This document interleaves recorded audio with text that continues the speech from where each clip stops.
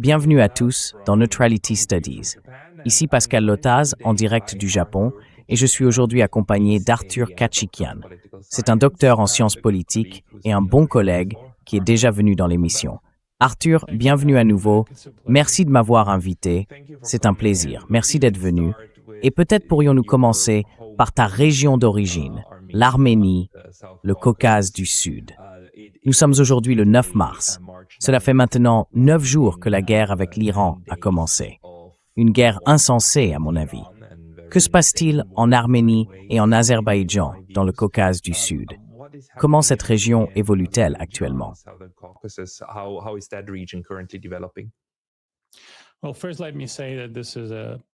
Eh bien, tout d'abord, permettez-moi de dire qu'il s'agit d'un événement sans précédent, même si nous espérions qu'il ne se produirait pas.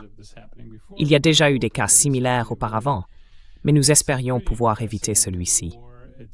C'est une guerre tout à fait inédite qui a désormais englouti toute la région, avec le risque de s'étendre encore davantage.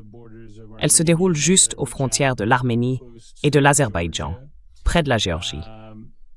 D'après les informations, il y aurait eu des tentatives d'impliquer l'Azerbaïdjan et la Turquie dans ce conflit. Vous avez vu un drone s'écraser à Nakhichevan, en Azerbaïdjan, et un missile qui aurait été tiré sur la Turquie. Puis l'Iran a déclaré « Ce n'est pas nous, niant toute responsabilité ». Cela ressemble donc à une tentative d'entraîner la Turquie et l'Azerbaïdjan dans la guerre.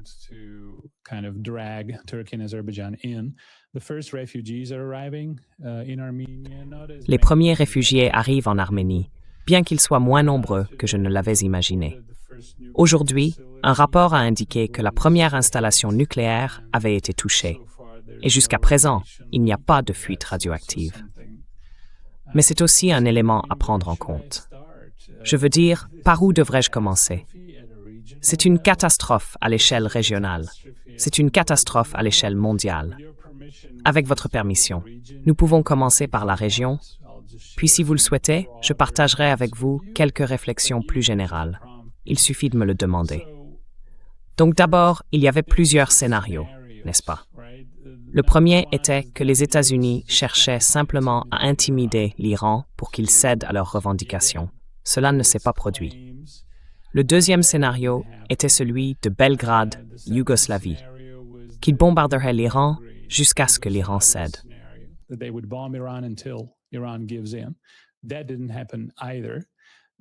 Cela non plus ne s'est pas produit. Ensuite, ils ont essayé le scénario syrien, ou l'on pourrait aussi dire libyen dans un autre sens, mais probablement syrien, où, après le bombardement initial, ils ont tenté d'utiliser les minorités ethniques pour provoquer une guerre ethnique en Iran. Ils ont essayé de déclencher une guerre civile, mais ça n'a pas fonctionné.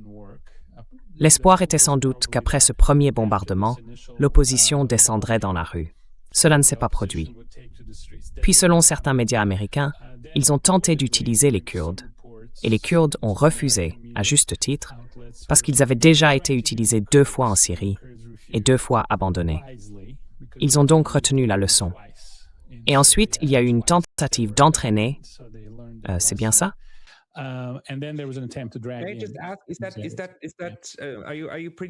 Es-tu vraiment sûr? Ou bien les États-Unis essaient-ils encore de collaborer avec les Kurdes pour les impliquer? Les dernières nouvelles que tu as indiquent que les Kurdes ne sont pas vraiment enthousiastes à cette idée.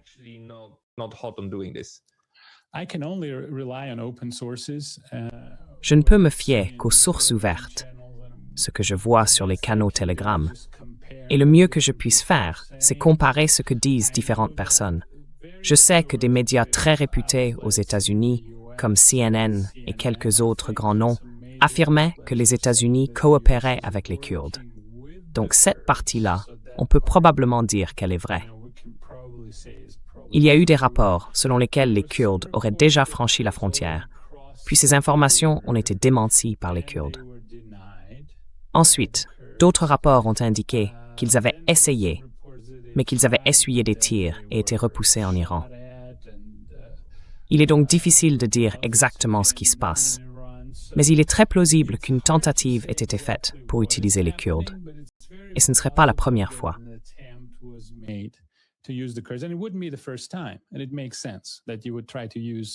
Et il est logique que vous essayiez d'utiliser une minorité ethnique en Iran. Bien sûr, il existe d'autres minorités. Une minorité azérie forte de 15 millions de personnes dans les régions du nord de l'Iran. La minorité baloutche, la minorité arabe. Donc si l'objectif est le démembrement de l'Iran, les occasions existent.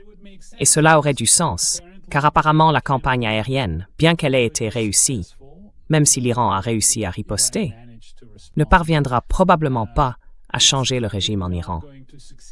Oui, on peut bombarder Téhéran, on peut en faire un autre Gaza, mais cela ne changera probablement pas le régime.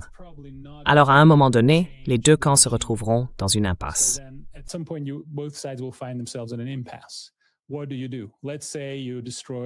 Que fait-on? Disons que vous avez détruit tous les missiles balistiques en Iran, anéanti tous les drones, bombardé ces gens jusqu'à les réduire en poussière, tué encore 165 fillettes de 10 ans. C'est tout simplement révoltant. Que fait-on ensuite? Comment change-t-on le régime? Eh bien, il faut mettre des bottes sur le terrain, comme on dit. Espérons qu'on n'en arrivera pas là, car ce serait suicidaire. Mais il y a certains rapports, enfin, plutôt certaines déclarations, selon lesquelles les États-Unis ne l'excluent pas. Ils ont d'abord essayé d'utiliser d'autres peuples, les Kurdes, probablement les Azéris. Maintenant que cela n'a pas réussi, ils envisageront sans doute cette étape, ce qui serait une catastrophe totale.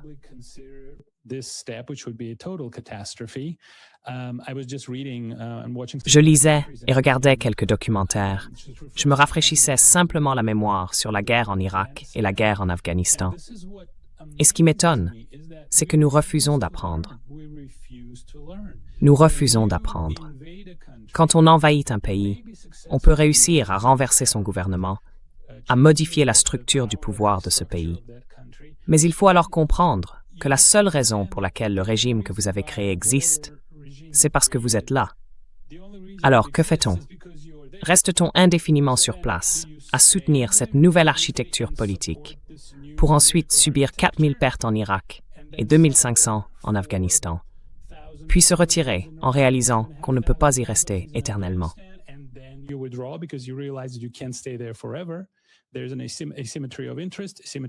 Il y a une asymétrie d'intérêts, une asymétrie de ressources et une asymétrie de légitimité.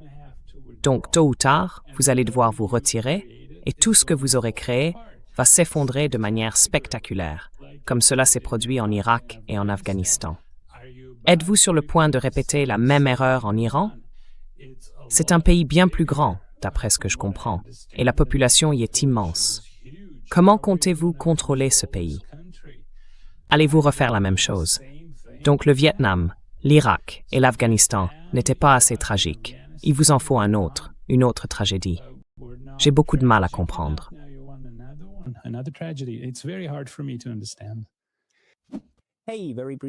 Hey, petite interruption rapide, car j'ai récemment été banni de YouTube. Et même si je suis de retour, cela pourrait se reproduire à tout moment. Alors, merci d'envisager de vous abonner non seulement ici, mais aussi à ma liste de diffusion sur Substack. C'est pakalota.substack.com. Le lien se trouvera dans la description ci-dessous. Et maintenant, retour à la vidéo. Je ne sais pas. Je sais que les gens disent que ce sont des moments où les États-Unis ont perdu la guerre, mais je continue de dire non. Ce n'est pas le cas. Le Sud-Vietnam a perdu la guerre du Vietnam. La République afghane, ou quel que soit son nom, a perdu la guerre d'Afghanistan. Et l'Irak, eh bien, l'Irak aussi a perdu la guerre d'Irak. Et même aujourd'hui, leurs revenus pétroliers sont gérés à New York.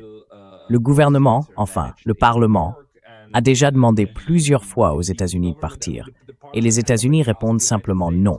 Ils contrôlent toujours l'Irak. Ils ont le contrôle logistique et aérien sur l'Irak et par extension sur Israël.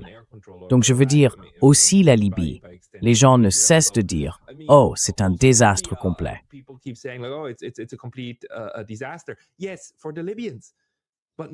Oui, pour les Libyens, mais pas pour les Israéliens, pas pour les Américains. Pour eux, vous savez, si le chaos est ce que vous recherchez, alors c'est en réalité un véritable succès. Et à mon avis, la stratégie, surtout la stratégie israélienne dans son voisinage immédiat, a consisté en d'immenses quantités de chaos, car cela vous aide à contrôler la région. Donc si le chaos absolu est ce que les États-Unis et Israël veulent pour l'Iran, alors vous savez, le bombardement intensif et la destruction de toute apparence de vie civile normale, c'est exactement ce qu'il faudrait faire. Bien sûr, cela suppose un objectif extrêmement cruel, mais je n'ai pour l'instant aucune raison d'écarter cette hypothèse.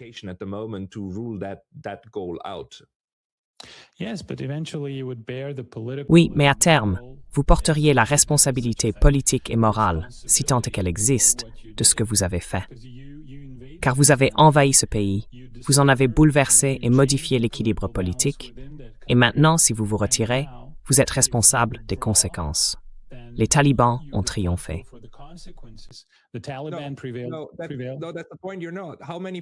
Non, c'est justement ça le problème. Tu ne l'es pas. Combien d'Américains ont été pendus à un arbre pour l'Afghanistan? Combien ont été pendus pour l'Irak? Combien ont été pendus pour le Vietnam? Combien de présidents ont été emprisonnés à La Haye pour l'un de ces conflits? Ces gens n'ont aucune responsabilité. Ils n'en porteront jamais.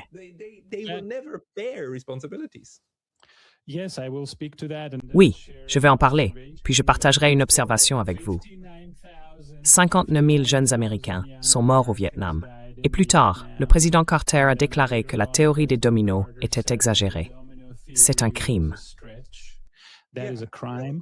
Plus d'1 million de Vietnamiens.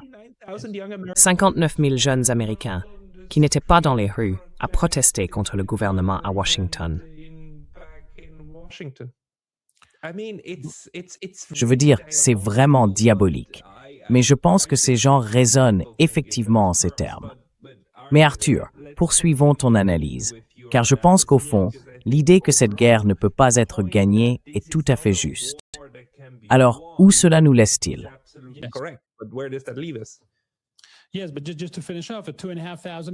Oui, mais juste pour conclure, 2500 Américains sont morts en Afghanistan et 4500 Américains sont morts en Irak, sans parler des centaines de milliers de personnes tuées dans les deux pays et d'au moins 1,5 million de Vietnamiens tués au Vietnam. Et personne n'a été tenu pour responsable de cela. Je suis d'accord avec vous, c'est un crime. Il y a un dicton français, si vous tuez une personne, vous allez en prison. Si vous en tuez 50, vous allez chez le psychiatre. Et si vous en tuez 1 million, vous devenez un héros et on érige une statue en votre honneur. Alors pourquoi les États-Unis tomberaient-ils dans le même piège? Pourquoi feraient-ils la même chose? Apparemment, premièrement, il y a des connotations religieuses très dangereuses qui viennent de Washington.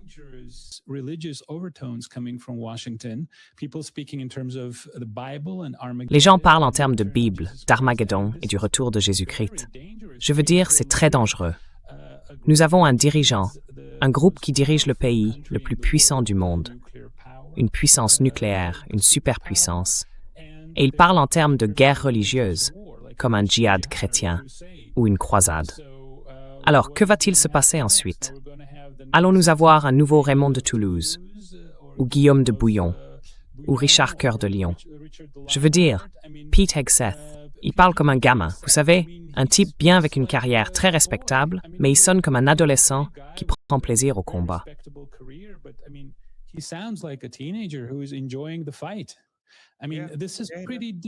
Je veux dire, c'est assez dangereux. Présenter cela en termes de guerre religieuse.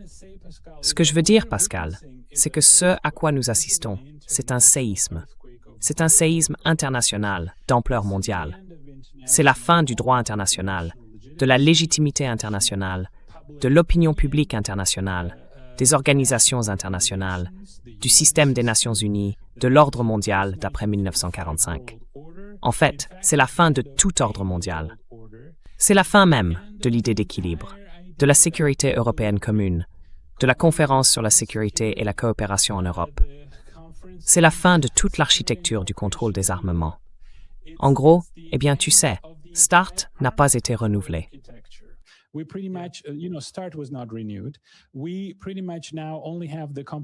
Nous n'avons pratiquement plus que le traité d'interdiction complète des essais nucléaires, qui est plus ou moins respecté. Le régime de non-prolifération est en train de disparaître. Le traité ENF, disparu. Le traité ABM, disparu. Les forces conventionnelles en Europe, disparu. Ciel ouvert, disparu. Est-ce que j'oublie quelque chose? Il devait bien y avoir autre chose. Tous ces traités sont partis en fumée. Tout le système de contrôle des armements s'est effondré. Toute la philosophie visant à maintenir la paix par la compréhension mutuelle, le compromis et l'équilibre, envolée. Nous avons assisté à la fin de la démocratie libérale, du rêve. C'est la fin du libéralisme.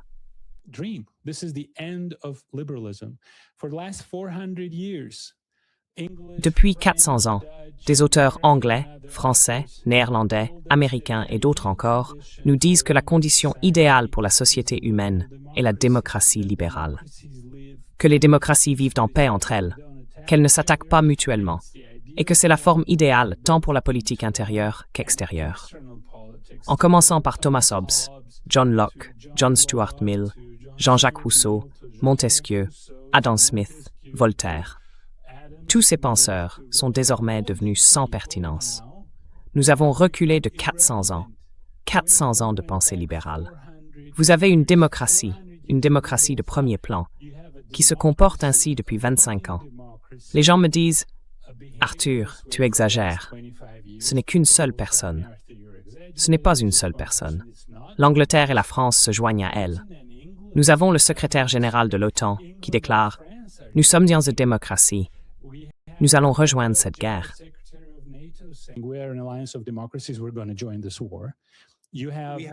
Nous avons un chancelier allemand qui, littéralement dans le bureau ovale, tapote le dos du président des États-Unis et dit « Non, non, nous sommes avec vous sur ce coup-là. »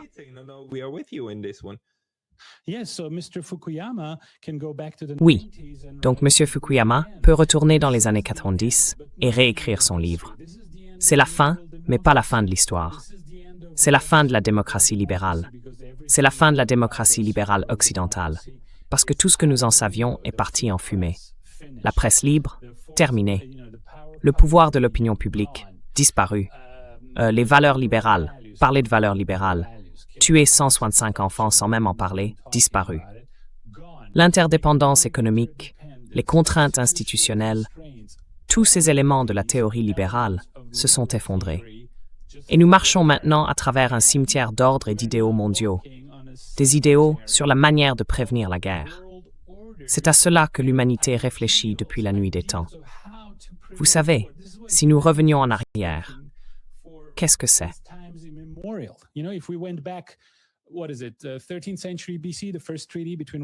XIIIe siècle avec Zingi-Sissi, le premier traité entre Ramsès II et les Hittites. J'oublie toujours son nom. Bref, c'était au XIIIe siècle avec Zingi-Sissi. Si nous prenions une machine à remonter le temps, comme Austin Powers, et que nous retournions au XIIIe siècle avec Zingi-Sissi, et qu'il nous demandait « Peuple du futur, nous voulons savoir comment éviter la guerre.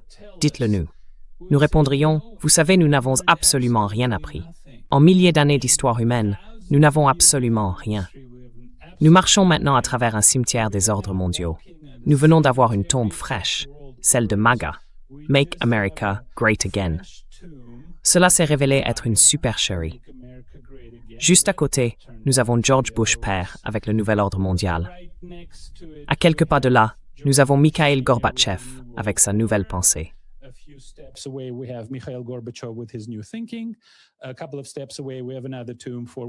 À quelques pas de là, nous avons une autre tombe, celle de Woodrow Wilson, avec sa Société des Nations. À côté se trouve le concert européen du 19e siècle, qui s'est effondré. Puis vient la tombe d'Immanuel Kant, avec sa paix perpétuelle. Et ensuite, des dizaines et des dizaines d'autres tombes. Nous en avons déjà parlé, tous les penseurs libéraux, Jeremy Bentham, l'Assemblée de l'Europe, Saint-Simon, l'abbé de Saint-Pierre, le duc de Sully, la Fédération européenne, le Conseil de l'Europe, la Ligue des Nations européennes. Tout cela forme un cimetière d'idées, l'humanité essayant de se maîtriser, d'empêcher la guerre. Tout cela s'est désagrégé. C'est désormais un immense cimetière.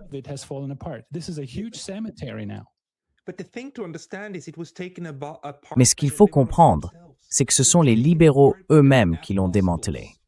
Il a été démantelé par les apôtres de ce type de système.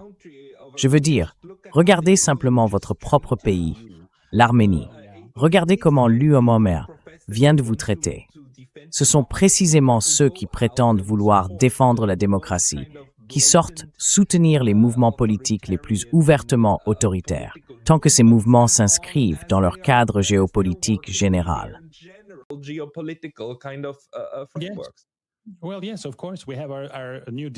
Eh bien oui, bien sûr.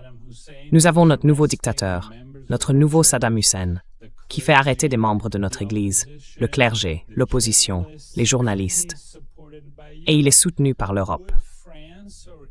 La France, ou l'Angleterre, ou l'Allemagne, tolérerait-elle qu'un avocat soit jeté à terre devant un tribunal parce qu'il a écrit quelque chose sur Facebook? Tolérerait-elle que l'archevêque de Canterbury soit poursuivi avec des accusations criminelles portées contre lui? Ou qu'un archevêque en France ou en Allemagne soit arrêté simplement parce qu'il n'est pas d'accord avec le gouvernement? L'hypocrisie de tout cela est vraiment difficile à supporter. Ce sont ces doubles standards. Je suis un grand libéral, tu le sais.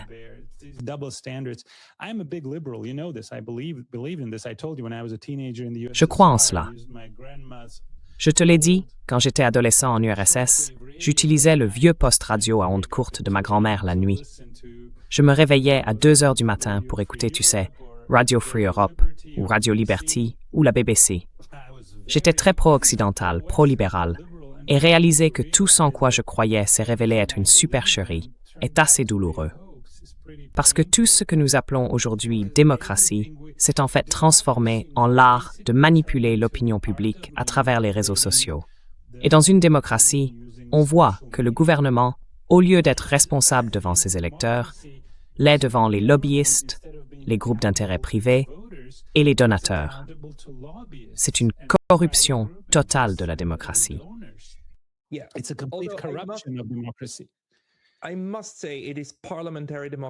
Je dois dire que c'est de démocratie parlementaire dont nous parlons. Il est assez facile de s'emparer de la version élitiste du capitalisme, plutôt que de réellement donner du pouvoir aux masses.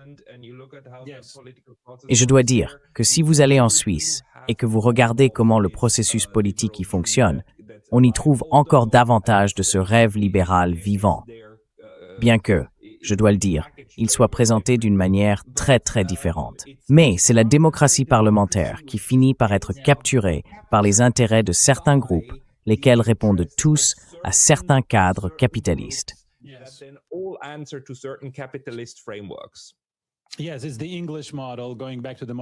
Oui, c'est le modèle anglais, qui remonte au Parlement modèle du XIIIe siècle. Malheureusement, il semble avoir été corrompu. Et vous êtes bien sûr originaire du pays de Jean-Jacques Rousseau, qui croyait au référendum direct et à la volonté générale. C'est évidemment un modèle différent, mais nous devons vraiment repenser notre manière de nous gouverner, car la démocratie est passée par la fenêtre. Regardez ce qui se passe dans la principale démocratie du monde. C'est un coup moral énorme porté à tous les idéaux que nous chérissons depuis 400 ans.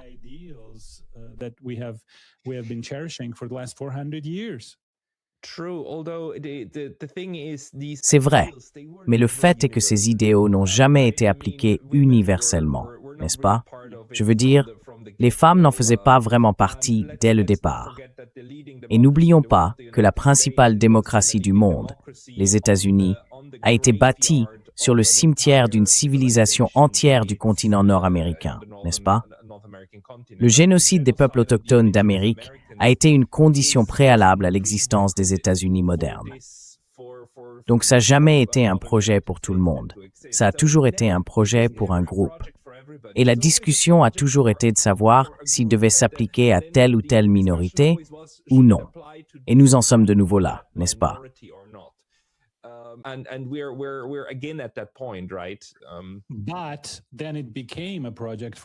Mais ensuite, c'est devenu un projet pour tout le monde, parce que les démocraties ont décidé qu'elles devaient répandre la démocratie, puisque la théorie de la paix démocratique affirme que les démocraties ne se font pas la guerre entre elles. Regardez ce qui se passe aujourd'hui. Donc, si vous voulez vivre dans un monde pacifique, vous devez commencer une guerre pour empêcher une guerre. Il faut se mettre à combattre pour imposer son système démocratique à d'autres pays. Et alors, vous vivrez en paix. C'est aussi une grande tragédie pour la politique étrangère américaine, car les États-Unis, cette république vierge fondée il y a 300 ans, croyaient suivre leur propre voie. Les fondateurs des États-Unis pensaient, comme vous le savez, que le pays ne devait pas s'impliquer dans les vieilles manières corrompues de l'Europe. Dans le Sein, Gary Supin.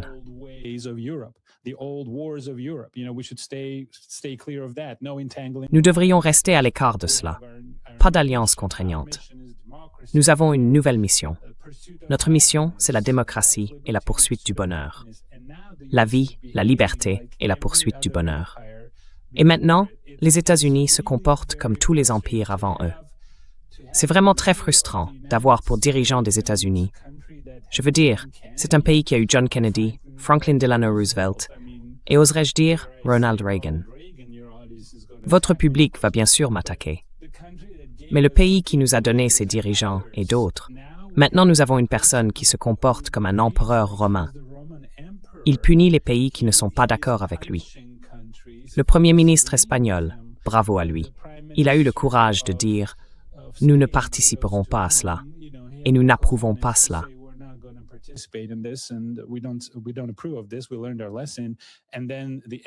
Nous avons tiré la leçon. Et ensuite, l'empereur du monde lui dit qu'il va être puni pour cela. Quand est-ce arrivé? Je veux dire, imaginez si la Russie se comportait ainsi, ou si la Chine se comportait ainsi. Christian Amanpour, Anderson Cooper et Piers Morgan de la BBC, ils seraient en train de baver de rage. Ils en parleraient tellement que de la mousse leur sortirait de la bouche comme dans un lave-vaisselle. Si vous utilisez un détergent ordinaire, je l'ai fait une fois, ne le faites pas, parce que la mousse déborde énormément. Ils seraient en train de baver de rage si un autre pays parlait de cette façon. Et maintenant, nous avons le dirigeant des États-Unis qui parle comme s'il était le saint empereur romain, parlant au nom du monde et invoquant la Bible, invoquant l'Armageddon. Comprenez-vous où nous en sommes arrivés? L'a-t-il déjà invoqué lui-même aussi? Eh bien, son groupe l'a fait.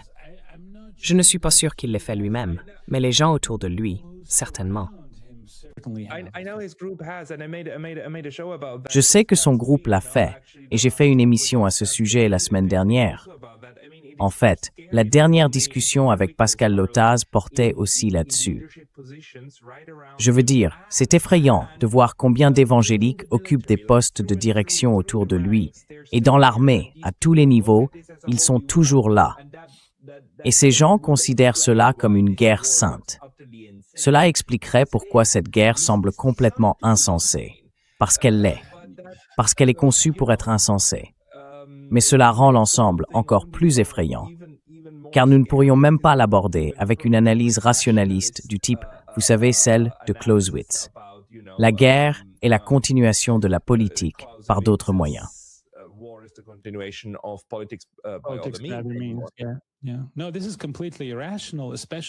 Non, c'est complètement irrationnel, surtout compte tenu de l'expérience de l'Afghanistan, de l'Irak et même du Vietnam. Ce sont, vous savez, des milliers et des milliers de jeunes Américains, des hommes et des femmes, qui doivent mourir à cause de ces décisions incroyablement imprudentes. Vous savez, en étudiant l'histoire de l'Irak et de l'Afghanistan, je regardais quelques documentaires. Ce qui m'étonne, c'est que les personnes qui prennent les décisions dans leur capitale, à des milliers de kilomètres de là, n'en ont aucune idée. Elles n'ont pas la moindre idée de ce qui se passe réellement sur le terrain. Ce détachement des décideurs par rapport à ceux qui sont réellement dans la situation, les gens de la situation, comme on dit en français.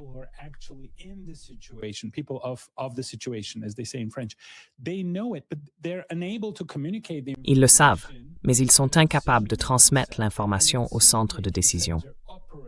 Et le centre de décision fonctionne sur la base de fausses hypothèses, de biais personnels, d'opinions personnelles. Je veux dire, Regardez toute cette idée de contre-insurrection. Gagner les cœurs et les esprits en Afghanistan et en Irak. Un désastre total. Mais les décideurs ne le savaient pas, ou peut-être qu'ils le savaient, mais préféraient ne pas y croire. Ou encore, prenez l'idée d'entrer dans un pays et de détruire tout son système politique. Ce n'est pas compliqué. Si j'entre dans la maison de quelqu'un et que je détruis les murs, je dois soutenir le toit. Sinon, il va s'effondrer.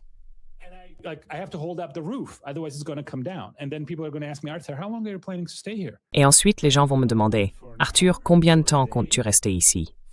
Tu vas tenir 1 heure, 1 jour, 20 ans. Je veux dire, es-tu sûr de vouloir rester ici et de maintenir le système?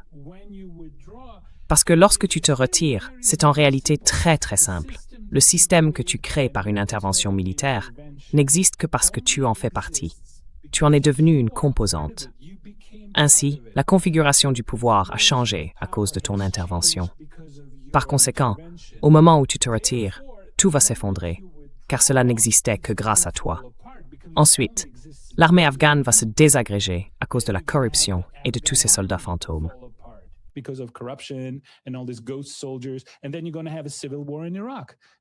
Et ensuite, vous allez avoir une guerre civile en Irak entre les chiites et les sunnites. Est-ce difficile? Est-ce compliqué à imaginer? Ce n'est pas compliqué. Je commence à ressembler à Julia Roberts dans Erin Brockovich. Ce n'est pas compliqué. Vous arrivez là-bas et vous détruisez une société. Et ensuite, vous ne prévoyez pas d'y rester parce qu'il y a une asymétrie d'intérêts, une asymétrie de ressources et une asymétrie de légitimité. Les peuples afghans et irakiens ne vous percevront pas de la même manière qu'ils perçoivent les talibans, les chiites et les sunnites. Il faut comprendre cela. Est-ce si difficile à comprendre?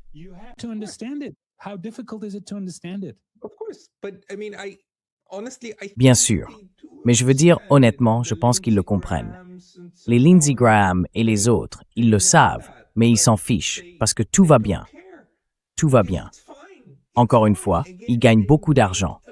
Ils sont en sécurité entre 2 grands océans, vastes et protecteurs. Ils sont aussi en sécurité, aussi confortables et aussi heureux qu'on peut l'être. Et ça fonctionne. Et ça leur rapporte de l'argent, ainsi qu'à tout le monde. Je veux dire, pour eux, la vie devient de mieux en mieux. Des millions de personnes meurent, mais cela leur est complètement indifférent, parce qu'ils ont un récit pour se l'expliquer.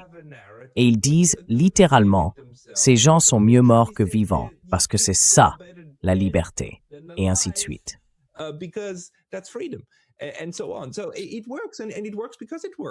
Donc ça fonctionne, et ça fonctionne parce que ça fonctionne. C'est comme l'évolution. Elle ne fonctionne pas parce qu'elle veut nous mener quelque part, parce qu'elle veut créer des humains. Les humains existent simplement parce que les choses se sont passées ainsi, et cela fonctionne pour eux. Ainsi, le système de guerre que les États-Unis ont construit et dont l'Europe est une partie essentielle, intégrée, fonctionne. La seule question est donc de savoir s'il va continuer à fonctionner jusqu'à provoquer un événement signe noir où ces missiles nucléaires seront lancés et où tout cessera de fonctionner. Mais à ce moment-là, il sera trop tard.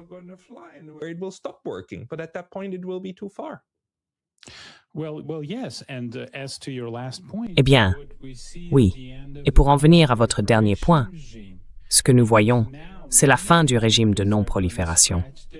Car désormais, de nombreux pays vont se gratter la tête et dire, eh bien, on dirait que le seul moyen d'être en sécurité. D'ailleurs, il y avait des négociations en cours au moment de l'attaque, donc on ne peut même pas faire confiance aux négociations. Ali Khamenei était dans son bureau avec son petit enfant, qui, d'après ce que je comprends, avait environ 1 an, avec sa famille, et ils l'ont détruit alors que les négociations se poursuivaient pour la 2e fois. Alors, comment peut-on faire confiance à cela? Maintenant, de nombreux pays vont dire, vous savez, le seul moyen d'être vraiment en sécurité, c'est d'avoir des armes nucléaires, de faire comme la Corée du Nord, de suivre le modèle nord-coréen.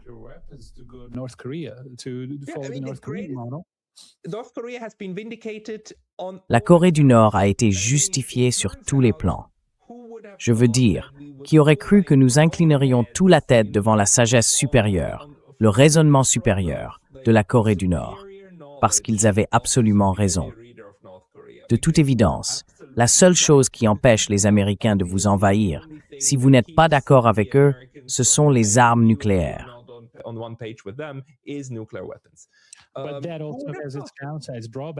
Mais cela a aussi ses inconvénients, ses désavantages. Des désavantages très sérieux, car alors d'autres pays commenceront à acquérir des armes nucléaires. Si l'Iran devient une puissance nucléaire, l'Arabie saoudite, la Turquie et l'Égypte suivront probablement le mouvement. Les armes nucléaires commenceront à se répandre dans la région. On voit maintenant Macron dire qu'il va accroître son potentiel nucléaire, sans même préciser combien d'ogives il possède. Donc, maintenant, le TNP passe par la fenêtre. Je viens de passer en revue toute une liste de traités qui sont partis en fumée. En voilà un autre. Alors quel est le danger avec ça?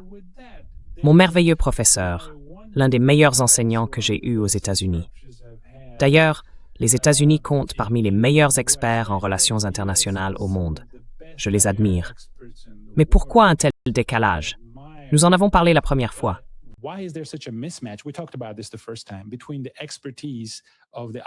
Entre l'expertise de la communauté des relations internationales aux États-Unis et la politique étrangère de son gouvernement, je ne comprendrai jamais cela. Quoi qu'il en soit, il a recensé plus de 160 cas, je crois. Je me trompe peut-être sur les chiffres, mais il y a eu plus d'une centaine de cas de guerre nucléaire accidentelle. Des situations où une guerre nucléaire accidentelle était possible pendant la guerre froide. Des erreurs informatiques, des erreurs humaines. Un ours grimpant une clôture dans le Minnesota qui a fait décoller des bombardiers nucléaires parce que les fils étaient mal connectés. Le signal a été envoyé indiquant que les États-Unis étaient attaqués. Une bande chargée dans un ordinateur contenant une simulation de guerre nucléaire prise pour une véritable attaque. Un missile norvégien lancé dans l'atmosphère, un missile scientifique que le radar russe a pris pour un lancement nucléaire. Un vol d'oiseau passant au-dessus d'un radar en Turquie pris pour une attaque nucléaire soviétique.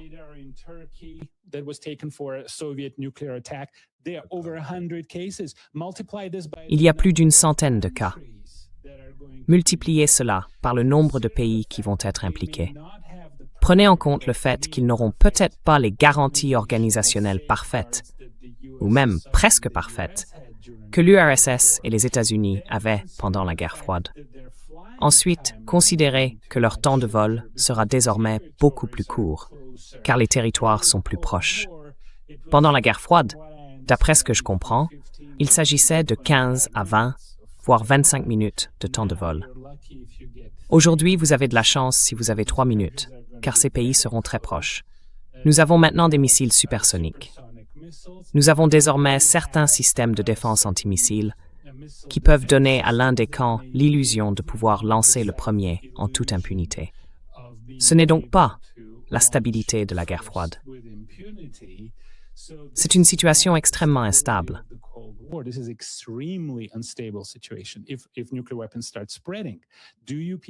Si les armes nucléaires commencent à se répandre, comprenez-vous ce que vous êtes en train de faire? C'est un séisme international. C'est un séisme international. Oh, nous n'avons pas parlé d'un petit détail. Nous sommes en train d'abolir toute la situation d'après 1945. Le système international, les institutions internationales. Le président des États-Unis contourne les Nations unies. Je crois qu'il existe plus de 30 organisations liées à l'ONU, et maintenant les États-Unis s'en retirent. Donc c'est un séisme, et tout ce que nous avions et tout ce que nous savions des relations internationales s'est effondré. Et puis, pour répondre à votre autre question, est-ce une guerre mondiale? Eh bien, réfléchissons calmement, parce que tout le monde dit « guerre mondiale ». Guerre mondiale. Qu'est-ce qu'une guerre mondiale?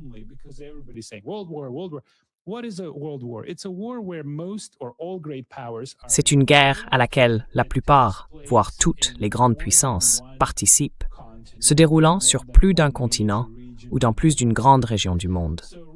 Donc si l'on regarde ce qui se passe actuellement en Ukraine, on retrouve des chiffres comparables à ceux de la Première Guerre mondiale. C'est une tragédie. Plus d'1 million de jeunes Ukrainiens, Russes et autres, des garçons de différentes nationalités, sont maintenant morts. C'est un crime.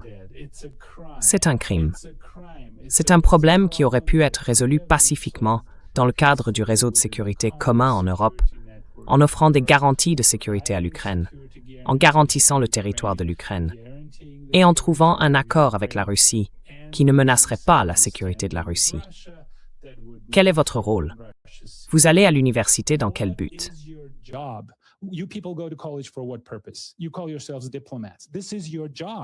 Vous vous appelez diplomate. C'est votre travail. Négocier les désaccords avant qu'1,5 million de jeunes ne soient tués. C'est votre travail. Et vous avez échoué. Alors, il y a une guerre en Ukraine maintenant. Nous avons la guerre au Moyen-Orient. Nous avons, vous savez, certains signaux venant maintenant de la Chine, en référence au Japon, en référence à Taïwan. Il ne manque plus que la Chine s'en mêle.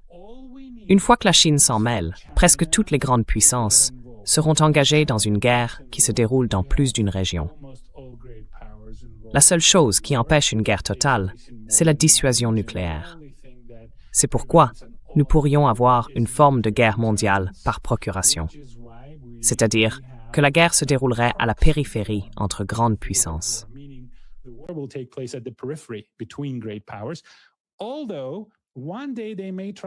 Bien qu'un jour, ils puissent essayer de faire quelque chose de semblable à ce qui s'est passé, je crois, l'année dernière ou il y a quelques années, lorsque les forces ukrainiennes ont attaqué l'un des éléments de la triade nucléaire russe, il semble que cela ait rendu les Russes extrêmement furieux, car c'est le genre d'action qui peut provoquer une guerre nucléaire.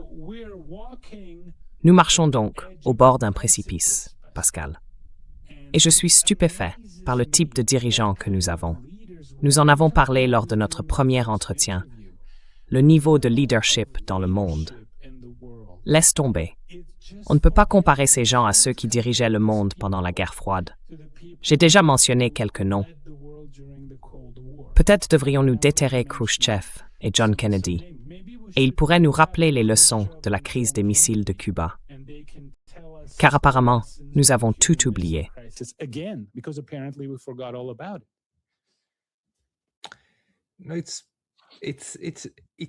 C'est un moment tellement étrange. C'est aussi très étrange de voir comment, si les États-Unis partent en vrille avec Donald Trump, l'Europe les suit. C'est comme... Comment tu vois? Parce que je pense qu'une des erreurs que nous faisons, c'est de raisonner dans le cadre du bien national. Nous restons encore trop attachés à cette idée, peut-être aussi au paradigme réaliste, selon laquelle les États font ce qui est le mieux pour eux, ce qui est dans leur intérêt, et ainsi de suite. Ils évaluent les options, puis on obtient l'équilibre, ou la couverture, et blablabla. Toutes ces jolies choses que nous avons développées en relations internationales pour donner du sens à un monde du 19e siècle, ce que la plupart de ces théoriciens utilisaient pour l'expliquer.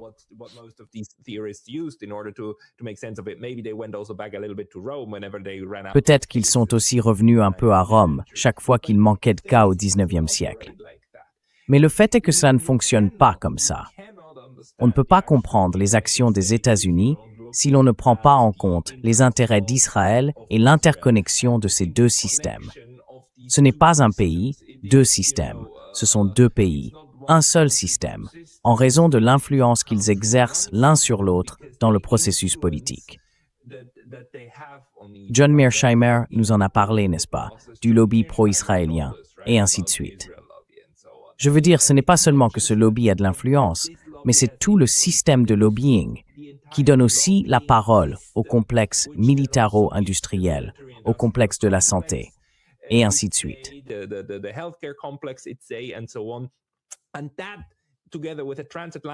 Et cela, combiné à une élite transatlantique qui est copine-copine et presque littéralement au lit les uns avec les autres.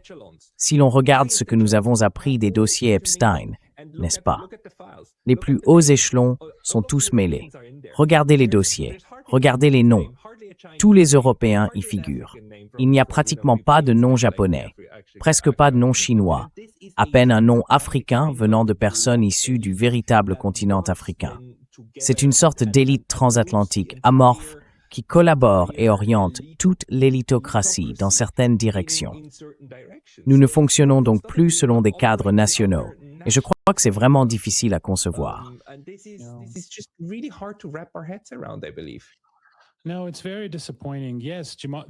Non, c'est très décevant. Oui, la démocratie a été détournée. L'Amérique a été détournée. Je suis citoyen américain.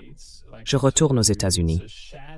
Comme je te l'ai dit, c'est l'ombre de ce que c'était il y a 20 ans, quand j'étais jeune. Le pays a été pris en otage par ces élites mondiales. Et tu sais, j'ai dit en plaisantant que Vladimir Lénine m'était apparu en rêve et m'avait dit « Tu te souviens de ce que je t'ai appris à l'école ? Le monde capitaliste, les élites financières et industrielles vont s'unir. Ensuite, tu auras ces entreprises transnationales qui mettront leur gouvernement dans leur poche et elles commenceront à se battre pour la répartition des ressources et des colonies.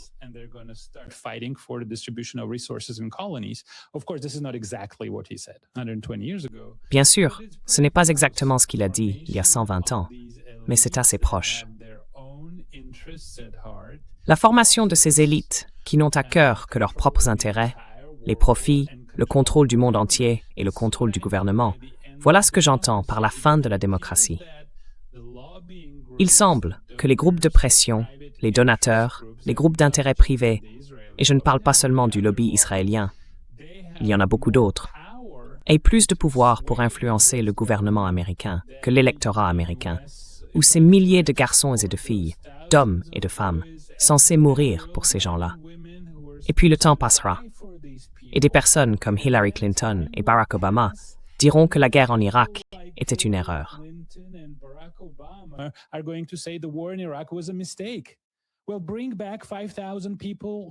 Eh bien, ramenez les 5000 personnes qui sont mortes pour ça, et les centaines de milliers d'Irakiens.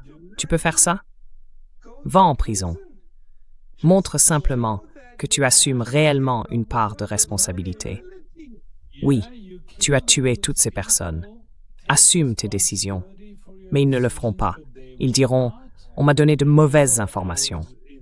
Je regardais justement un documentaire sur la guerre en Irak. C'est assez incroyable de voir comment les décideurs ont fait pression sur certaines personnes de la CIA pour qu'elles produisent les preuves dont ils avaient besoin. Et comment le secrétaire à la défense des États-Unis a dit « J'ai besoin de références, j'ai besoin de preuves ». Et au lieu de ça, on lui a répondu « Faites-nous simplement confiance ».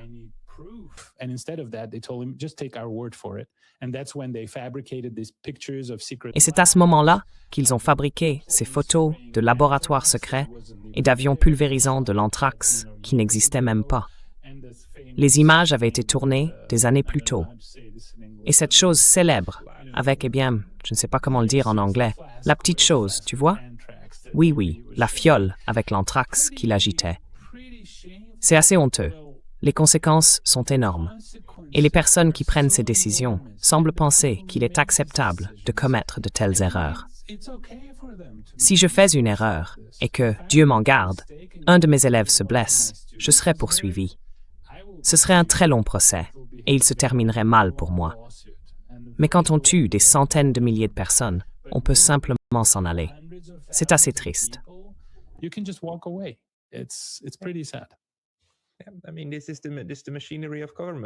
Je veux dire, c'est ça, la machinerie du gouvernement, non?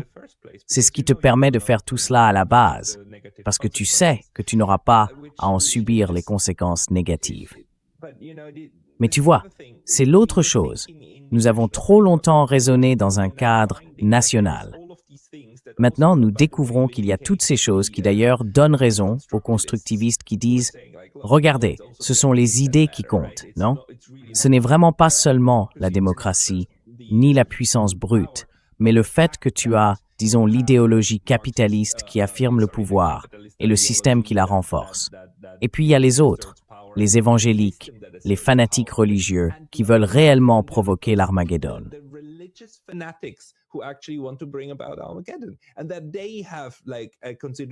Et qu'ils exercent une influence considérable et qu'ils orientent en réalité les actions de politique étrangère des États-Unis. Ensuite, la structure créée autour de ce type de modèle, cet idéal du « nous, l'Occident libéral », entraîne tout le monde avec elle.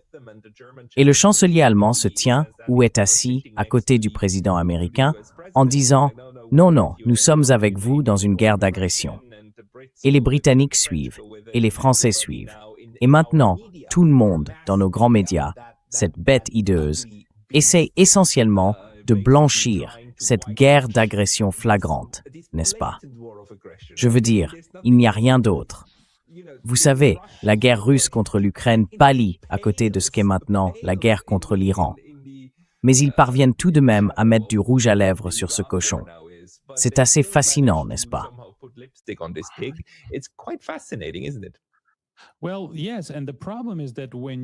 Eh bien oui. Et le problème, c'est que lorsque vous enfreignez les règles, vous savez que quelqu'un d'autre va les enfreindre à son tour. C'est ce que Bernie Sanders a dit lorsqu'il y a eu une discussion sur l'Irak, il y a une vingtaine d'années. Il a dit « Si nous faisons cela, alors d'autres pays vont suivre le même chemin. » Quand vous bombardez la Yougoslavie et contournez les Nations Unies, même si oui, il y avait des raisons d'intervenir, il y avait un nettoyage ethnique, des massacres barbares, Srebrenica et Gorazde. C'était horrible. Et la communauté internationale devait s'impliquer. Mais lorsque vous le faites de cette manière, en contournant l'ONU, vous créez un précédent selon lequel l'ONU n'est plus pertinente, que l'on peut recourir à la force unilatéralement. Puis vous le faites en Libye. Puis vous le faites en Irak.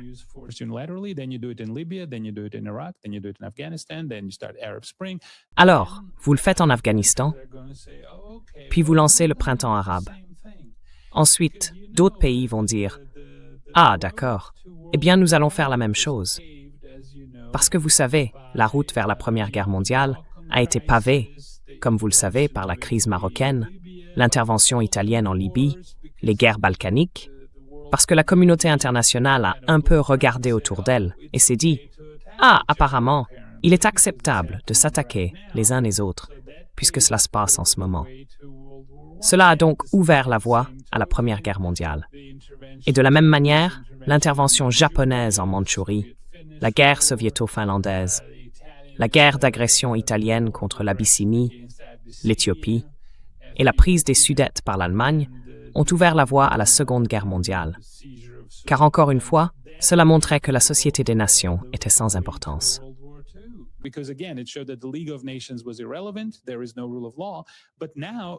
Il n'y a pas d'état de droit. Mais aujourd'hui, je ne crois pas que nous ayons jamais eu un dirigeant d'une nation démocratique déclarer ouvertement qu'il n'existe plus de droit international. Je ne pense pas que cela soit déjà arrivé. J'essaie de me souvenir, avons-nous déjà eu un président américain ou des membres de son entourage, des personnes qui auraient dit ouvertement « Peu importe le droit international, il n'existe pas. C'est la loi de la jungle. La force prime le droit. » En fait, c'est précisément une citation du Premier ministre Baldwin, le Premier ministre britannique, lorsqu'il a déclaré dans un discours « Nous ne pouvons pas accepter un système mondial où la force prime le droit. » Et maintenant, le dirigeant des États-Unis annonce cela comme un principe de sa politique étrangère. Très dangereux.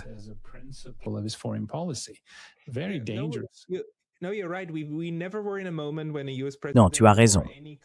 Nous n'avons jamais connu un moment où un président américain ou tout autre dirigeant d'un pays démocratique aurait réellement formulé les choses ainsi. Ils le faisaient, mais ils essayaient toujours d'y mettre un vernis de l'égalité internationale. N'est-ce pas? Même pendant la guerre d'Irak. Toute la raison pour laquelle il a brandi cette fiole au Conseil de sécurité, c'était parce qu'il construisait un argument fondé sur le droit international pour une guerre préventive ou anticipée. Et tu sais, toute la saga de 2003 a en réalité lancé, dans notre domaine, une discussion d'1 an sur la théorie de la guerre juste, non?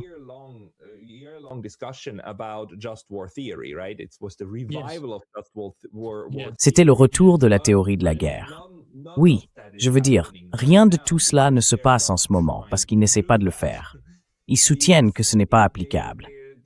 Et même les Allemands, en ce moment, si tu regardes la télévision allemande, c'est horrible. Armin Laschet, l'un des principaux membres de la CDU, a en fait dit quelque chose comme « L'Iran ne peut pas se cacher derrière le droit international. Ils ont enfreint le droit international tout le temps. Donc maintenant, ils ne peuvent pas s'en cacher. Cela ne s'applique pas à eux parce qu'ils l'ont déjà violé. Ces gens-là, c'est assez incroyable ce qu'ils font, comme si la loi ne s'appliquait pas à un meurtrier ou à un voleur simplement parce qu'ils l'ont enfreinte. C'est exactement l'analogie que j'utilise. C'est vrai. Je ne dis pas que c'est le cas avec l'Iran, mais même si l'allégation était vraie, l'analogie ne tiendrait toujours pas, car évidemment, soit la loi s'applique universellement, soit elle ne s'applique pas. Et ils soutiennent désormais qu'elle ne s'applique pas.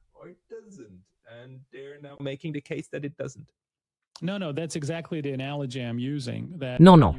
C'est exactement l'analogie que j'utilise.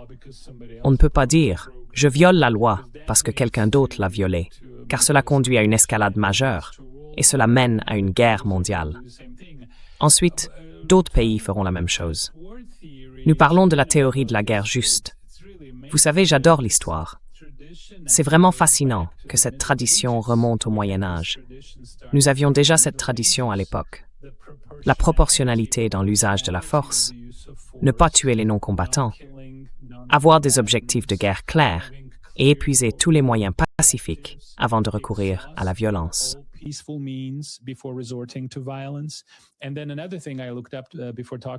Et puis, une autre chose que j'ai vérifiée avant de te parler aujourd'hui, toute cette histoire de menace imminente, ce n'est tout simplement pas vrai. Si tu regardes le précédent international qui a servi de base à cette notion de menace imminente, c'était l'incident du Caroline, le navire, le précédent du Caroline. Les Britanniques, je crois, ont saisi un navire américain parce qu'ils pensaient qu'il s'apprêtait à les attaquer. Et le secrétaire d'État américain, Webster, a déclaré que pour qu'une menace soit reconnue comme imminente, il fallait démontrer qu'on n'avait pas le temps d'envisager une autre option.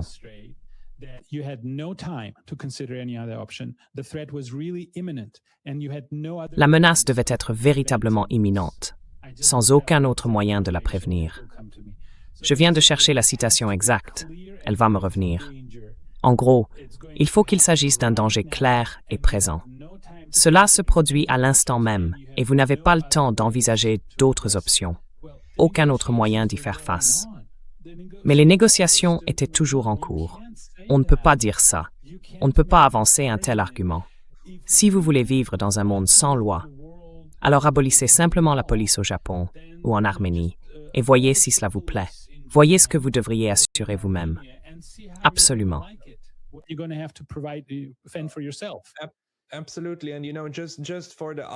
Absolument. Et vous savez, pour les passionnés de droit international parmi nos auditeurs, dans la théorie de la guerre juste, il existe une distinction entre une guerre préventive et une guerre préemptive. La seule qui soit autorisée, c'est la guerre préemptive, car cela signifie que l'autre camp est déjà en train de vous viser avec ses armes. Il n'a simplement pas encore appuyé sur la gâchette. Les armes sont pointées, verrouillées et prêtes à tirer, comme dirait le président des États-Unis, n'est-ce pas? Ce n'est que dans ces circonstances que l'on peut justifier une frappe préemptive. Tout le reste relève du préventif. Et les frappes préventives, même selon les critères de la théorie de la guerre juste du Moyen Âge, ne sont pas admissibles.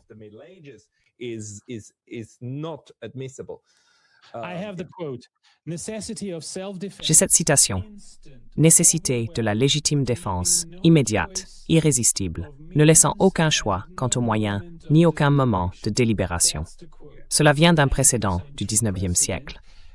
Et c'est un peu similaire aux lois sur la légitime défense dans de nombreux pays. Je ne suis pas juriste, mais les principes sont semblables. Quand quelqu'un entre chez vous, sauf si vous vivez au Texas, vous ne pouvez pas simplement lui tirer dessus. Vous devez montrer que vous avez essayé de vous soustraire à la situation ou de la résoudre par d'autres moyens et qu'il existait un danger clair et imminent pour votre vie. Alors, peut-être, pouvez-vous plaider la légitime défense. C'est donc clairement un argument très tiré par les cheveux. Les institutions et les principes internationaux sont compromis. toute l'institution des négociations est compromise.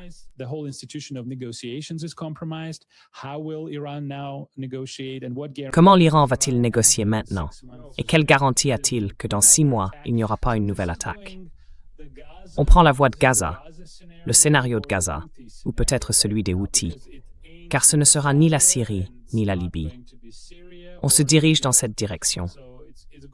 Espérons que nous ne verrons pas beaucoup plus de dévastation, ni davantage de civils et de militaires tués. Et espérons que dans quelques semaines, les pays pourront se tourner vers certains États intermédiaires. Peut-être qu'un médiateur interviendra et leur permettra de sauver la face et de sortir de cette situation, où les États-Unis proclameront la victoire parce qu'ils auront écrasé les Iraniens, et où les Iraniens affirmeront avoir gagné parce qu'ils n'ont pas cédé.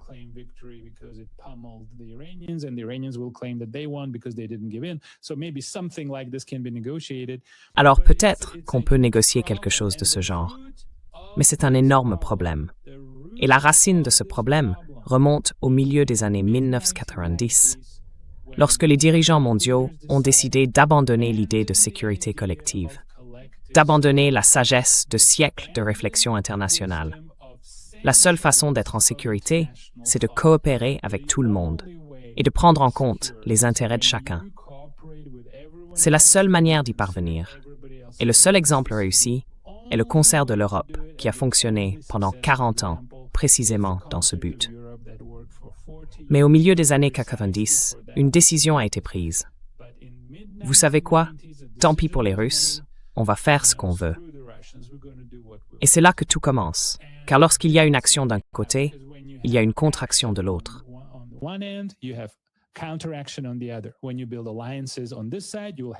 Quand tu construis des alliances de ce côté-ci, tu auras des contre-alliances de l'autre côté.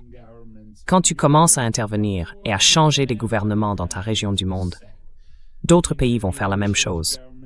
Intervenir et changer des gouvernements de l'autre côté. C'est la loi de l'escalade, la loi de l'action et de la réaction, la loi du dilemme de sécurité. Nous avons tout abordé. Parfois, j'ai l'impression que je devrais me faire rembourser mes frais de scolarité.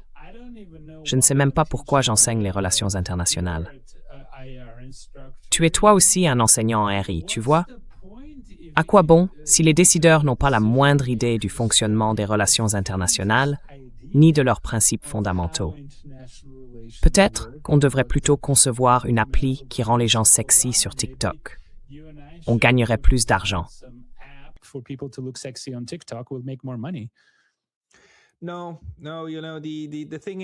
Non, non. Vous savez, le fait est que le cancer tue les patients, que le médecin le comprenne ou non, n'est-ce pas? Je veux dire, se frustrer parce que le cancer gagne n'est pas une raison d'arrêter d'essayer de comprendre comment il fonctionne. C'est triste, certes, mais nous ne sommes pas à la fin des temps.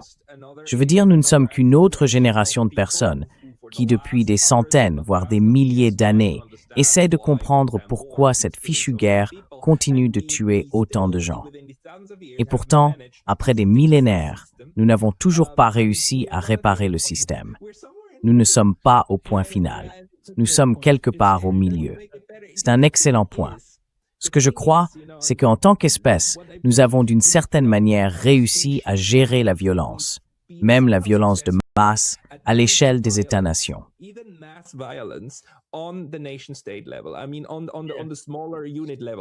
Je veux dire, à l'échelle des petites unités. D'accord. Et j'ai déjà dit cela dans un autre épisode, mais il faut vraiment une certaine ingéniosité pour concevoir l'idée de la séparation des pouvoirs, des freins et contrepoids, d'un système où le pouvoir central est contrôlé de manière à maintenir la stabilité de la société. Si l'on regarde les descriptions de l'Angleterre d'il y a 400 ans, ou de l'Europe, ou même d'autres régions, la vie y était plutôt brutale et très brève. Nous avons réussi à surmonter cela, et nous l'avons fait avec succès, et nous nous en sortons plus ou moins bien à ce niveau-là. Mais lorsqu'il s'agit du niveau macro, nous restons dans l'anarchie. Nous n'avons pas de véritable système international. Je veux dire, la meilleure idée que nous ayons eue au cours des 100 dernières années et que nous avons essayé de mettre en œuvre à 2 reprises, c'est de créer un policier mondial. Oui, oui. Mais l'idée du policier mondial ne fonctionne pas avec les grandes puissances. Comparez cela à l'idée de la séparation des pouvoirs, du pouvoir judiciaire, et ainsi de suite. Un système complexe de gestion de la population. Et puis nous avons simplement proposé, créons un club et imposons-le. Ce n'est tout simplement pas encore suffisant.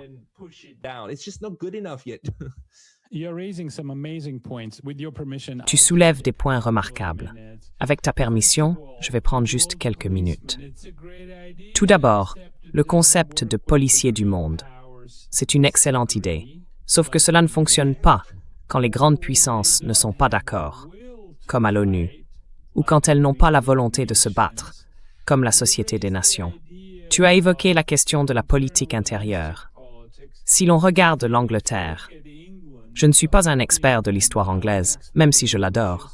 Je pense que c'est un pays extraordinaire, et j'aime sa culture, sa langue et sa littérature, etc. Mais quelle a été toute l'évolution du système politique britannique? Pas de tyrannie.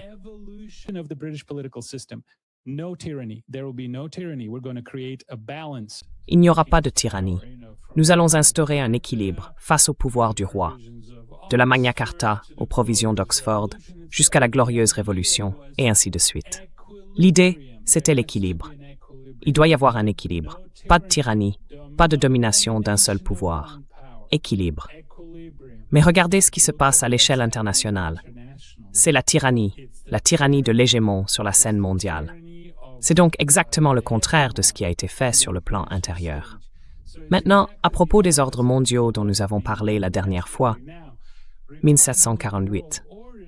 Quelle était la raison de la guerre? L'intervention, les guerres de religion. Que faisons-nous?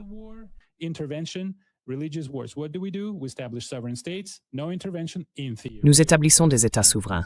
Pas d'intervention. En théorie, bien sûr, cela se reproduit. Donc, nous avons des États souverains, la territorialité, l'indépendance, l'autonomie, et cela est censé, vous savez, exclure les guerres. Non, non, cela se reproduit. Puis vient le traité d'Utrecht, l'équilibre. Ce qui est important, c'est de maintenir l'équilibre de l'Europe, n'est-ce pas? 1713. Ad conservandum in Europa equilibrium. Nous devons préserver la balance en Europe. Cela ne fonctionne pas. Nous avons les guerres napoléoniennes, 1815. Quelle est la raison des guerres? La Révolution. Que faisons-nous? La Sainte Alliance. Réprimer les révolutions, ne pas les laisser se propager. L'Autriche entre en Italie. La Russie entre en Hongrie. En Piémont, à Naples, les révolutions sont réprimées. Nous avons le concert de l'Europe. Le concert de l'Europe. L'idée, c'est que l'on peut gérer rationnellement l'équilibre des puissances, de sorte qu'aucun pays ne devienne trop puissant, car cela nuirait aux autres, et au final, à ce pays lui-même.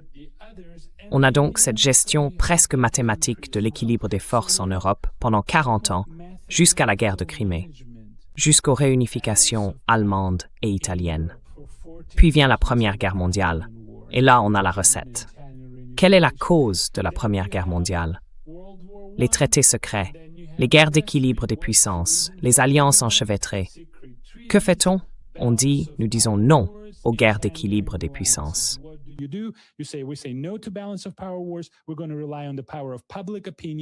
Nous allons nous appuyer sur le pouvoir de l'opinion publique et sur ce qui est moral et éthique. Et puis Edward Carr s'en moque. Ensuite, la Société des Nations s'effondre. Donc à chaque fois que nous essayons de construire quelque chose, c'est tellement triste parce que, tu l'as mentionné lors de notre premier entretien, le processus d'Helsinki, au milieu des années 70, la conférence sur la sécurité et la coopération en Europe.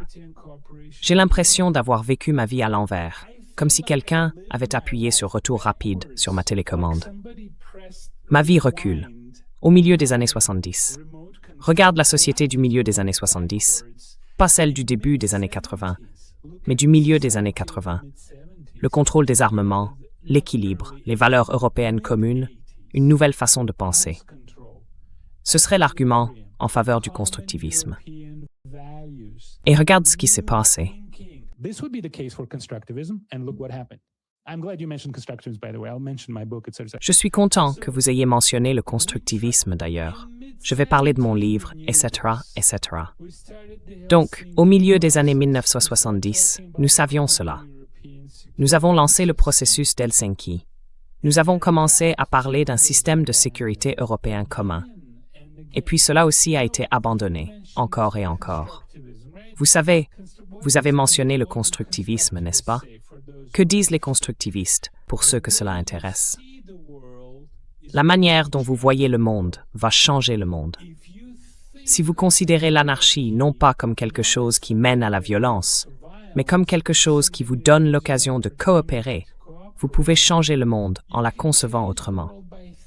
Ce que nous venons de voir à l'instant montre exactement le contraire. Lorsqu'il y a une certaine répartition du pouvoir, c'est ma théorie. Je dois encore la prouver.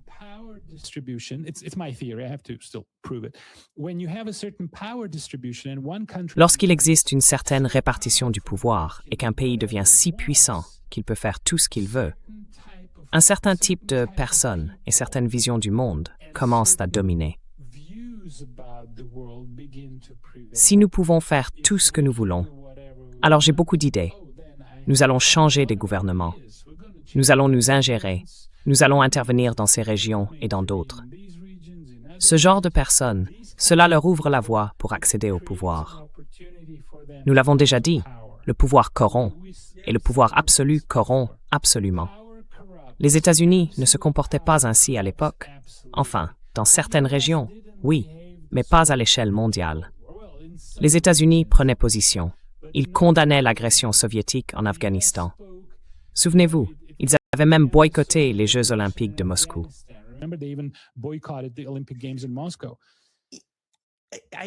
Je dirais qu'il y a encore une lave stepperthal de Tugmin. Oui, il y en a. Parce que j'ai eu une discussion avec David Gibbs qui dit, écoutez, les Américains ont rendu l'invasion soviétique de l'Afghanistan presque inévitable. Cela faisait entièrement partie de la manière dont ils ont provoqué les Soviétiques à envahir. Eh bien oui, Brzezinski a dit cela. Il l'a admis dans son entretien. On lui a demandé « Et les dizaines de milliers d'Afghans morts ?» Et il a répondu « De quoi parlez-vous? Nous avons mis fin à la guerre froide. Cela n'en valait-il pas la peine ?» Il a dit que c'était un piège tendu à l'Union soviétique. C'est vrai. Donc, en un sens, le système américain n'a jamais vraiment agi différemment, ou du moins pas après la Seconde Guerre mondiale. Car avant la Seconde Guerre mondiale, il y avait cette idée selon laquelle il ne fallait pas s'impliquer en Europe. Exactement. Même pendant la Première Guerre mondiale, ils y sont allés, mais ensuite ils se sont de nouveau retirés. Oui, donc cela n'a pas changé de manière spectaculaire depuis 1945, mais le système, surtout celui qui s'est développé avec toutes ces agences de sécurité, ce qui était autrefois l'OSS et qui est maintenant la CIA, a évolué. Nous n'avons pas pris en compte dans nos théories l'impact des individus psychopathes et la manière dont ils parviennent à infiltrer le système.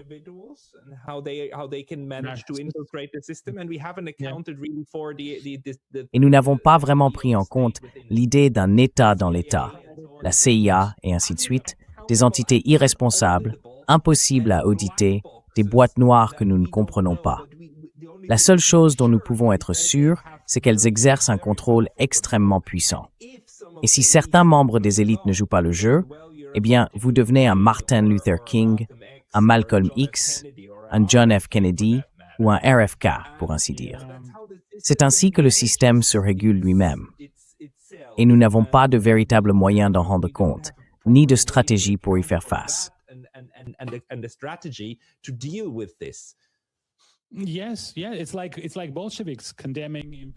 Oui. C'est comme les bolcheviks qui condamnent les guerres impérialistes partout dans le monde, puis qui lancent leur propre guerre. C'est la nature humaine. C'est la nature des êtres humains et de notre société. Il n'existe pas de formule idéale. Et tu as raison, j'ai encore un petit reste de cette teinte libérale. Je ne veux pas renoncer à ma foi dans le monde libéral, dans les États-Unis, dans l'Occident. Mais malheureusement, la réalité me frappe en plein visage chaque jour, y compris personnellement. Parce que ce gouvernement terrible que nous avons en Arménie, avec le soutien de l'Occident, est désormais en train de sanctionner et d'opprimer tous ceux qui essayent de le critiquer. Et j'en fais partie. Donc c'est une blague. Je suis devenu la victime de mes propres idéaux. It's a joke. I became a victim of my own ideals. It's so funny. C'est tellement drôle. Enfin, drôle d'une manière pas drôle du tout. En fait, c'est très déprimant. Mais tu sais, au bout du compte, nous sommes tous... Non, je veux dire, nous sommes victimes de nos propres actions ou de nos propres systèmes. Je ne sais pas comment le dire. C'est comme combien de personnes partagent cette frustration. Nous ne voulons pas de ça, et nous vivons en Occident ou peu importe, n'est-ce pas? Une grande partie de mon public est aux États-Unis.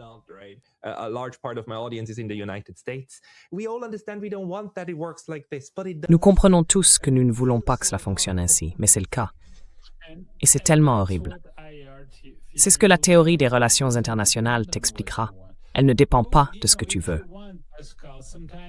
Si tu veux, Pascal, parfois juste pour t'inspirer, va regarder des images de la cérémonie avec le chancelier Kohl, la cérémonie de la réunification allemande, la grande prière qu'ils ont faite. Va regarder les rencontres entre Gorbatchev, Reagan et Margaret Thatcher. Mon Dieu, j'ai prononcé son nom. Oh mon Dieu, s'il vous plaît, ne me tuez pas. Regarde, oh mon Dieu, ton public, vous êtes une bande de communistes. Bref, va regarder ces images. Regarde ces images. Tu te dis, oh mon Dieu, voilà la fraternité. Oh my God, like fraternity.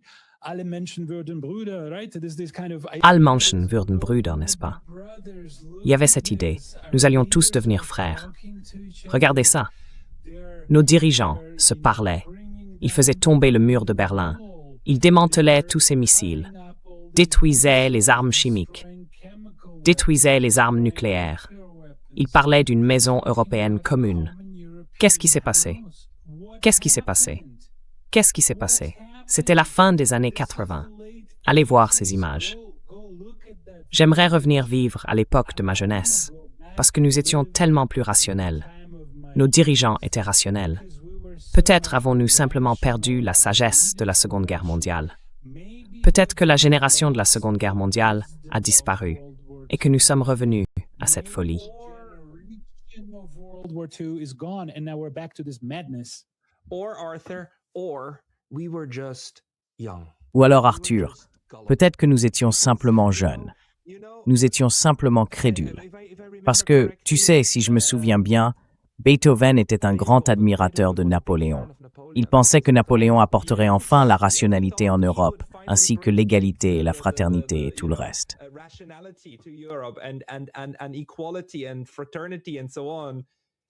Et puis il s'est couronné empereur. Ouais. 1804. 1804. 1804. Et Beethoven était dévasté. Il se disait, comment peut-il faire ça? Cela arrive encore et encore. Et tu te souviens de ce qu'il a fait. Tu te souviens de ce qu'il a fait.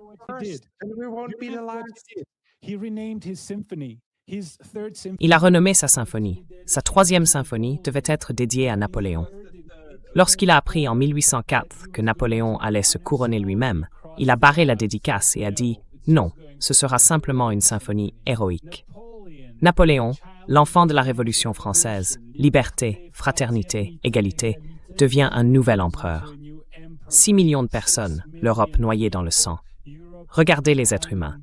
Regardez notre condition. Regardez notre société. Nous ne savons rien du monde. Je commence à ressembler à Ricky Gervais. Nous ne savons rien du monde.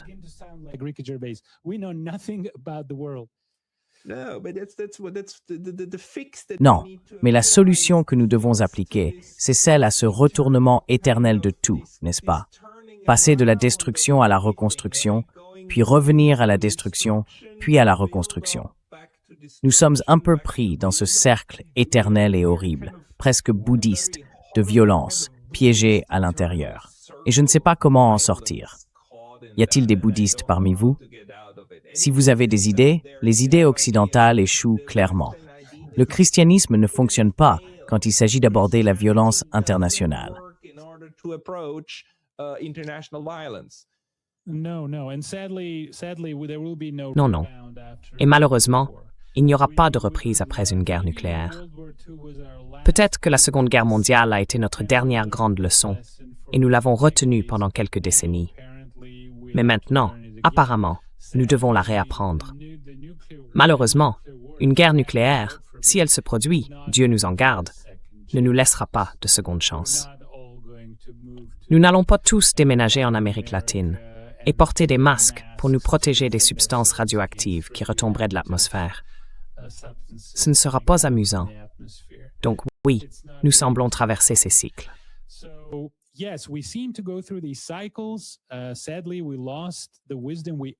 Malheureusement, nous avons perdu la sagesse que nous avions autrefois et les leçons que nous avions tirées de la Seconde Guerre mondiale. Vous vous souvenez du président Eisenhower? C'était un héros de guerre pendant la Seconde Guerre mondiale. Et c'est lui qui nous mettait en garde contre ces groupes d'intérêts privés, contre le complexe militaro-industriel. Il avait raison. Et malheureusement, nous en sommes là. J'espère simplement que cette folie prendra fin et que ces dirigeants finiront par comprendre qu'il n'existe aucun autre moyen d'assurer la sécurité, si ce n'est par la sécurité collective, la discussion collective.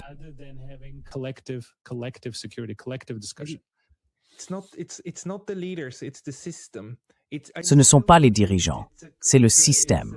Je reste convaincu que c'est un problème de complexité. 8 milliards de personnes. Nous sommes une espèce qui ne sait pas gérer 8 milliards d'individus. Nous n'y arrivons pas et nous finissons par nous entretuer. Nous ne savons pas gérer la complexité de 8 milliards, car au fond, Donald Trump, il est le résultat, le symptôme de quelque chose de bien plus profond. Cette guerre est le symptôme de quelque chose de bien plus profond. Et nous n'avons pas encore vraiment compris comment gérer les choses à ce niveau, avec le nombre que nous sommes aujourd'hui.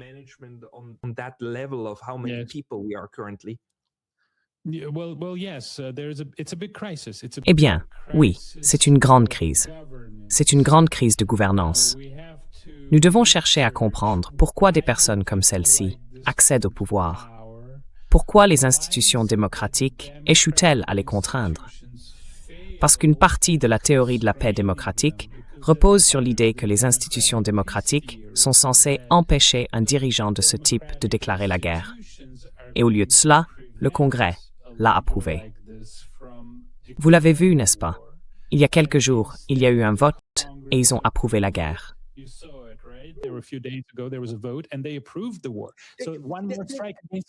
Donc, un argument de plus contre la théorie de la paix démocratique.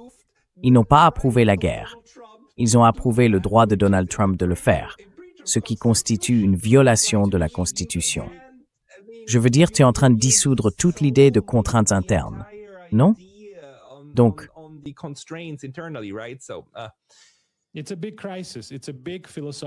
c'est une grande crise philosophique et conceptuelle. Que faisons-nous des groupes d'intérêts privés? Que faisons-nous des lobbyistes? Que faisons-nous des donateurs?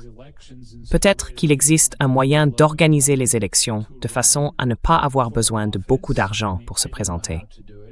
Je ne sais pas comment y parvenir. Ainsi, on deviendrait moins dépendant du lobbying. Et le lobbying est un grand problème, un mal qu'il faut éradiquer. Les représentants élus devraient être responsables devant leurs électeurs, pas devant des intérêts privés. Cela devrait être interdit. Il y a plus de 1500 cabinets de lobbying à Washington. Plus de 1500. Ce n'est pas une démocratie. C'est le règne de l'argent. C'est le règne des oligarques.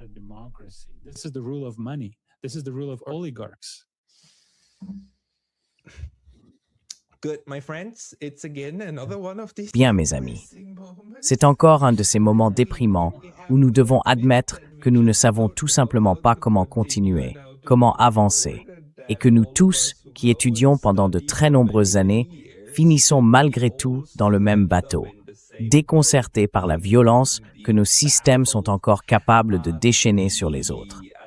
Arthur, les gens aimeraient te suivre et lire davantage de tes analyses et de tes réflexions.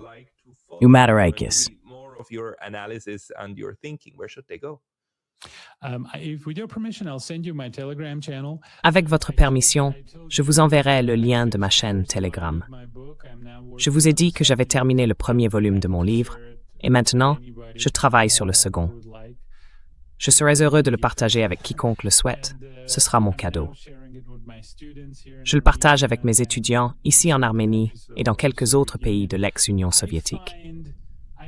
Je trouve du réconfort dans l'histoire. J'aime lire l'histoire internationale, car lorsque l'on voit des gens aux prises avec les mêmes problèmes, la même folie depuis des siècles, commettant les mêmes erreurs et obtenant les mêmes résultats, cela procure un certain détachement.